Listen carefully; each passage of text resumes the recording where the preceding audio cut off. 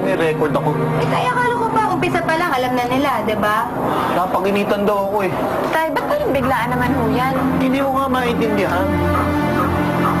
Matanong ko lang po kayo Ano bang pangalan ng kumpanya na pinagtatrabahuan nyo? Ano? Dumides Industry daw. Mr. Vice President, nagawa na po yung inuutos ninyo. Very good. Basta po yung pinapaasikaso ng boss ko. Gusto mag-expand ng Diomedes Industries. Sana po raw ay matulungan ninyo. Siyempre naman. Ganyan naman talaga dito sa politika eh. Kamutin mo ang likod ko, kakamutin ko rin ang sayo. Sabihin mo kay Mr. Diomedes, ako nang bahala sa kanya. Salamat po.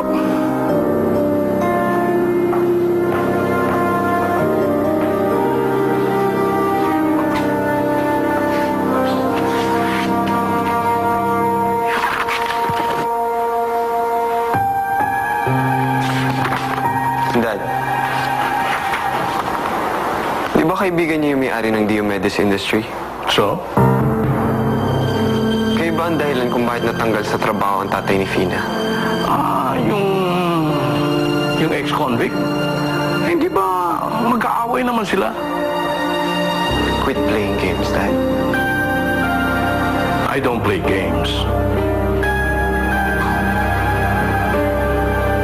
Please, Dad. Ayoko kayong kalabanin.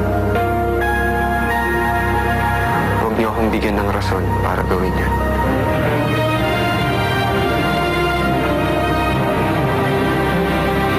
Naniniwala ka bang sa isang lahat?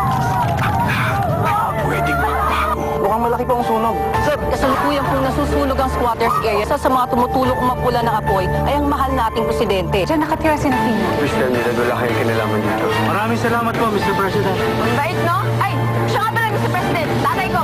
Isang revelasyon Ako ang nagpaanak sa asawa ninyo. Patay hong lumabas ang anak niyo. na susi sa tunay na pagkatao ni Fina. Si First Lady nga yung katuwid ng nanay mo. Baka nga anak niya yung nakuha mo.